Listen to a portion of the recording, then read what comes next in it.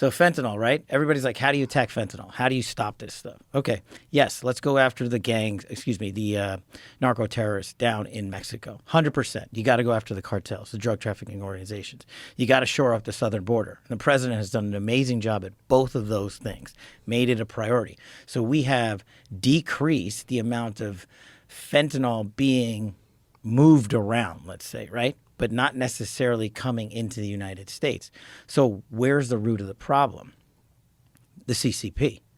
So the fentanyl precursors, the stuff you need to make fentanyl, comes from mainland China. Now, I'm sure like 1% of it comes from somewhere else in the world, but that's where it comes. They've got hundreds of companies standing up in mainland China shipping this stuff out into the world.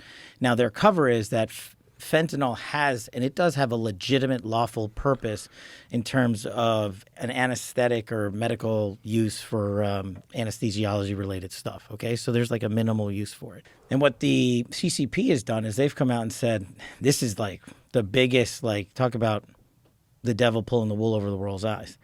They're like, we don't make fentanyl. They're right. They don't. They just give you all the ingredients for it and ship it to Mexico. And then what they did was, to trick the world, they came out and said, hey, we're going to not sell precursor X. They're like, so now we're out of the fentanyl trade entirely. The problem is there's 14 other precursors you can use to make fentanyl, and they're still shipping all of those. So what we did when I got to the bureaus, we stood up this massive enterprise to go after fentanyl precursor companies in mainland China. And they're probably not going to like that. And what they're doing now to get cute is they're shipping that stuff not straight to here. They're going to places like India, and I'm also doing operations in India. And they're having the Mexican cartels now make this fentanyl down in Mexico still. But, instead of going right up the southern border and into America, you know what they're doing? They're flying it into Vancouver. They're taking the precursors up to Canada, manufacturing it up there, and doing their global distribution routes from up there because we were being so effective down south. Oy. Yeah, it's a huge lift, but part of it is Americans just don't understand the depth and depravity of fentanyl. But what's worse is fentanyl. You don't hear of fentanyl deaths in China. You don't hear of fentanyl deaths in India. You don't really hear of fentanyl deaths in England, Australia, New Zealand, our Five Eyes partners in Canada. The Chinese, in my opinion, the CCP, have used it as a directed approach because we are their adversary and they don't like us and we don't like what they're doing when it comes to fentanyl. And their long-term game is this. How do I, in my opinion, kneecap the United States of America, our largest adversary?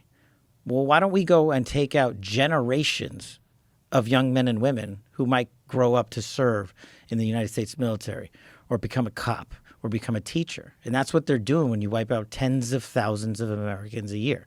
It's a long-term plan for them. Oh, that is such a dark, dark thing. It is, but we're on it. What else could be done, like with the Chinese companies? I mean, has there ever been any negotiation with Xi Jinping, with the United States, or where you could lighten up tariffs or do something and make some sort of a deal? Or is it just so profitable for them that they're going to do it no matter what if they can? Here's the thing. They're not making a ton of money off of it. Right? Oh, so it's really just for that purpose. You could sell fentanyl precursors, and unless you jacked up the price to exorbitant amounts of money, they're not making a ton of money.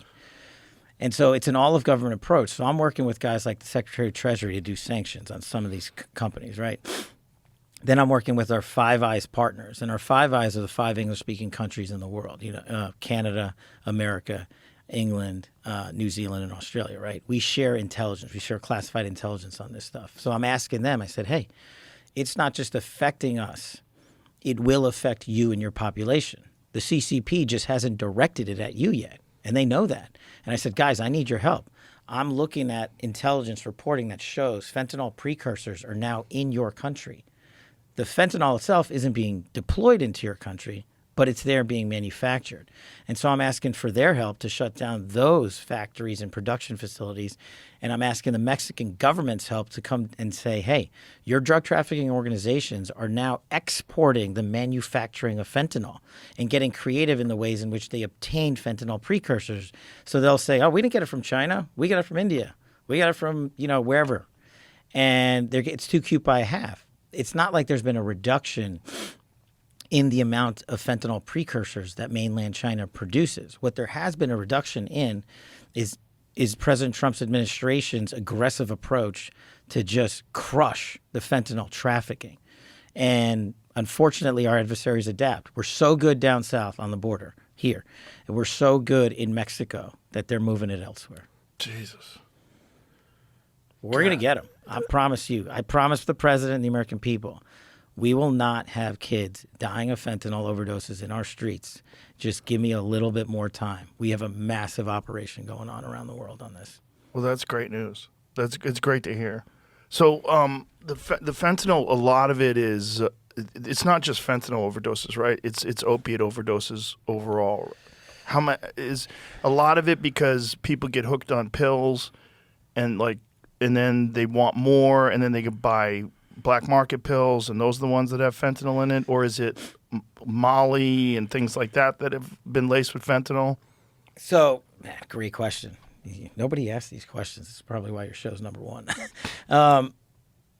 They are so demonic in their ways. They're like, we'll make fentanyl, and people can go use fentanyl and get killed on fentanyl. Then what they do is they manufacture, as part of this lift, they being the drug trafficking organizations, once they get the precursors from the CCP, they take their pill presses and they make fake oxycodone. So literally, I'm just giving you an example. Make tens of thousands of pills of fake oxycodone, and we bust them for it. And in that fake pill is fentanyl. It's laced with fentanyl that kills people. Then the drug trafficking organizations, to make it appealing for the youth, shape this illicit narcotic in the form of candy and gummy bears. So you hear about kids in New York who just happen to have a trace amount touching it somewhere, also dying from it. So they have absolutely no rules or boundaries whatsoever when it comes to how they deploy fentanyl to get into our population. It could be through another drug, it could be through a synthetic, it could be through a fake drug, or it could be hey, and we've seized it. Thousands of pounds of material that looks like candy. Are they doing it specifically to try to get people to overdose on candy, or are they selling this candy as a drug? They're selling it as a drug. Okay. And they're just saying it looks like candy. It just looks appealing to kids, right? Inner city youth, they're like, hey, put a pill down on the table, put a gummy bear down on the table. A younger person's going to be like, oh, that's cool. Let me try that. I can tell you stories from now until the entire show about high school kids on the verge of graduating, and they went out and took a pill that they thought was, an upper, but it happened to be laced with fentanyl. They died.